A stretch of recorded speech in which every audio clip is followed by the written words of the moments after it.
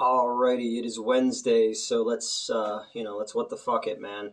Well, it's not really Wednesday, it's Saturday when I'm shooting this. Sorry if I broke the illusion for anybody. Today I wanted to do a one that was recommended quite a few times, and it's something that I've been wanting to talk about for a while, and that is 1987's The Video Dead. There is no video in this movie, really, but there's plenty of dead. This was made for the direct-to-video market. Sort of reminds me a little bit of if you've ever seen The Dead Next Door, which is another 80s direct-to-video movie. Actually, it was shot 16 mil. That one was shot 16 millimeter. So that might have had a theatrical run. Plus, it had Sam Raimi's involvement in it and his stock people. It's got a really cool cover. You probably see it's like a zombie with like a grate over its mouth. This movie kind of reminds me of that a little bit in its quality of how it's made. Um, I've always really liked this movie, but it's not a great movie by any stretch of the imagination. It's got the Greasy Strangler in it. If you've seen that movie, he's in the very beginning. I actually just this year, well, last year, obviously, everything since 2020 just feels like one fucking long nightmare hellscape of a year. So recently, I was filling out the closing paperwork at the theater. I was like, 2020. Oh God, we're in 2022. Where is my life gone? This is not my beautiful house. This is not my beautiful wife. Um, Talking Heads. Actually, I was just watching Stop Making Sense the other night, which is the Talking Heads concert movie, directed by Jonathan Demme, and it is probably the best concert film ever made. I love that movie. I love that performance so fucking much. It's crazy. It's got the performance of "This Must Be the Place" native song, which that song reminds me of somebody and makes me happy when I hear it. So the video did. The Greasy Strangler starts off the movie. I just wrote two movies that he is in. He plays the mayor in Cold of Blood, which I did for Crude Cinema, the guys out in Kansas City. I talked about these two projects in the Swamp Zombies 2 video. Originally, the part was written for Ron Howard's brother, Clint Howard. I was like, holy shit, fucking Clint Howard. It was written for Clint Howard, so I named his character after the one he played in Evil Speak because I fucking love Evil Speak. But then he couldn't do it, so he got the Greasy Strangler to do it. Um, and then he had such a good time working with them when they were making that movie that in April he's going to be filming the part of the owner of the toy store that I wrote for Strange Toys, which is another one that I co-wrote with Robbie, who runs that Crude Cinema, and it's sort of like Demonic Toys meets the Garbage Pail Kids almost. I tried to give it a very kind of 80s neon kind of vibe to it. And it's got the Frankenhooker is the voice of the main doll, so I'm really excited. I want to go out to KC in April and watch them film because I think that would be really really cool to see people doing whatever of my dialogue or my stage direction or whatever I wrote made it into the movie. It's going to be really fucking cool to watch people performing it. That's what I love about writing anything that we've ever made that I wrote. It's so cool to watch people bring something to life that I sat and wrote on like a fucking laptop or something like that. But yeah, so the Greasy Strangler's in it. He gets a knock on his door, and he's kind of this scummy dude. And there's a box there, and inside that box is a television. And he opens up that television and plugs it in, and a Night of the Zombies comes on. It's this black and white thing where zombies come staggering towards the screen, and he doesn't like it, so he turns it off and goes and does whatever the Greasy Strangler goes to do, and then the fucking zombies come out of the TV and kill him, and like they don't eat him or anything. They like make him bloody and put a party hat on him. It was the 80s. Everybody was voting for Reagan and doing cocaine. And then another family moves into the house, and it's a brother and a sister because their parents are off somewhere doing whatever. And while they're like setting up and getting ready, the brother's like 16. He finds a TV in the attic, and when he brings it downstairs and plugs it in, there's like a sexy lady on it, and she's like, "Come to me, whatever your name is." I should have taken Newt should have taken notes. And the kid was actually 16, so and like the girl had to like cover her boobs with her hair and like make out with a 16-year-old because I was reading the IMDb trivia. And and then she goes back into the TV, and then she gets killed by the garbage man, which automatically reminded me of Danny DeVito in fucking It's Always Sunny. He's like the garbage man. And he kills her, and she turns into a zombie, and he's like, "I'm the garbage man. I take care of garbage." And then he's just gone, and then he never comes back. The zombies are kind of out in the town, like out in the woods and shit like that. And the makeup's actually really good on them, considering this was a low budget movie. There's like a main zombie who's got like an exposed jaw. There's one in a bride outfit. There's like a greaser one.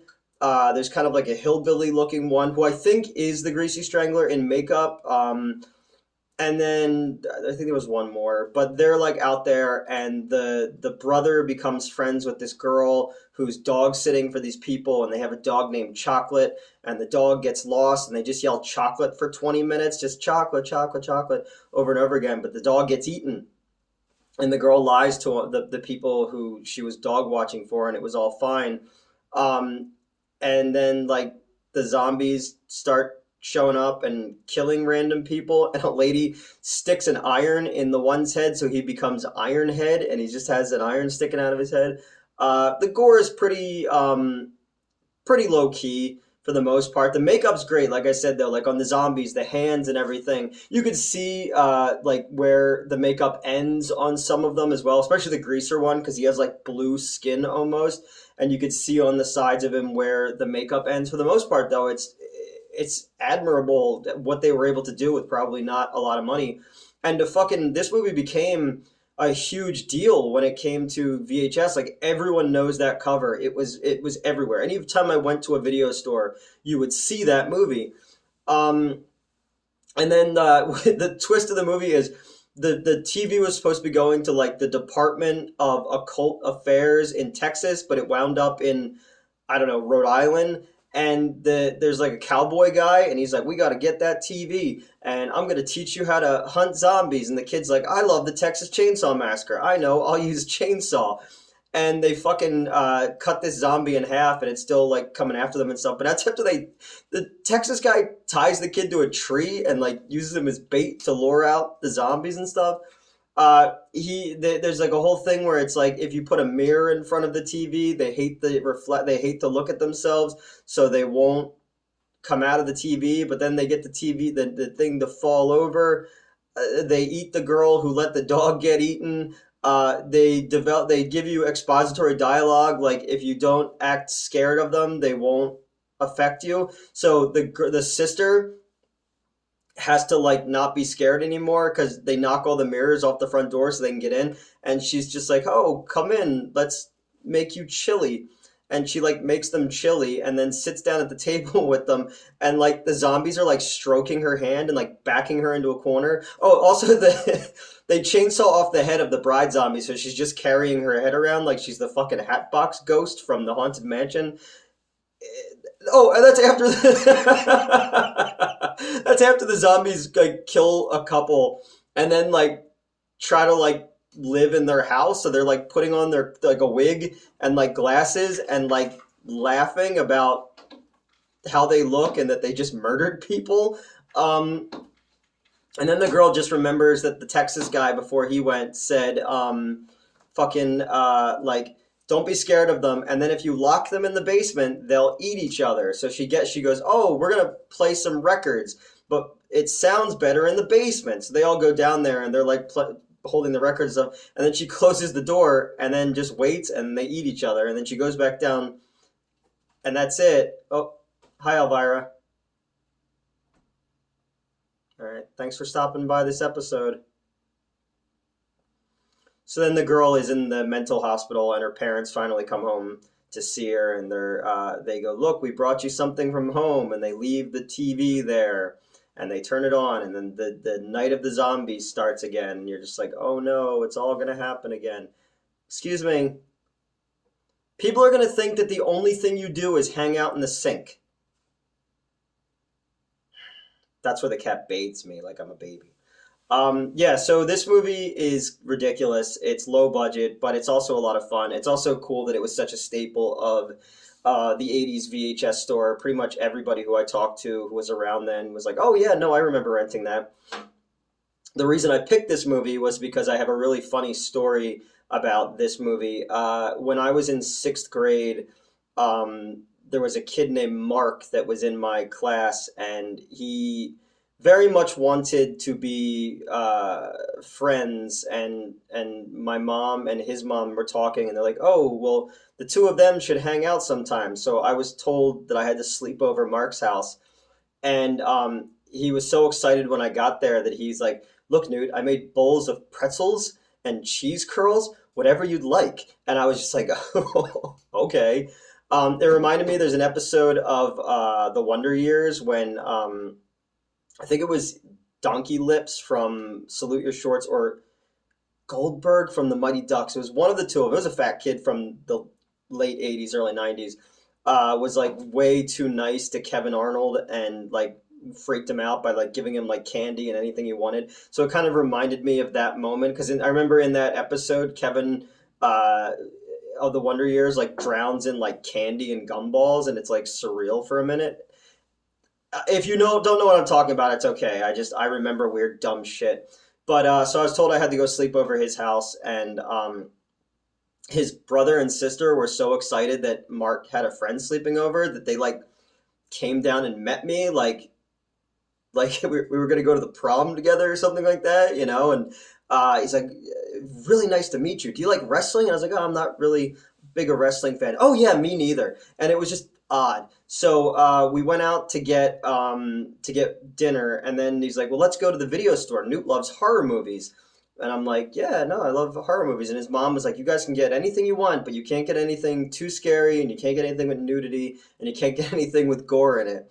And I had never seen the video dead before, but I really wanted to see it. So I was like to his mom, I was like, and his mom's name was Patty. I was like, no, I've seen this movie before. None of that stuff's in there. It's pretty PG-13. Like my parents let me watch it, and they're really strict. So we got that movie, and I really enjoyed it at the time, like joking about like chocolate, and all that kind of stuff, and the zombies. Uh, Mark was like visually shaken by it.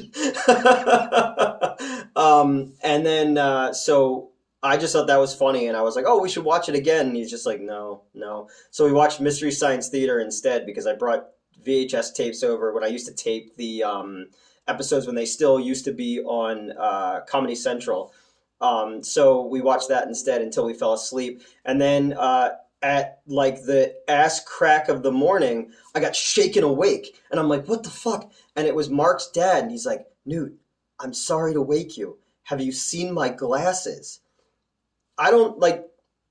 I'm sleeping on this kid's sofa. I don't know who these people are.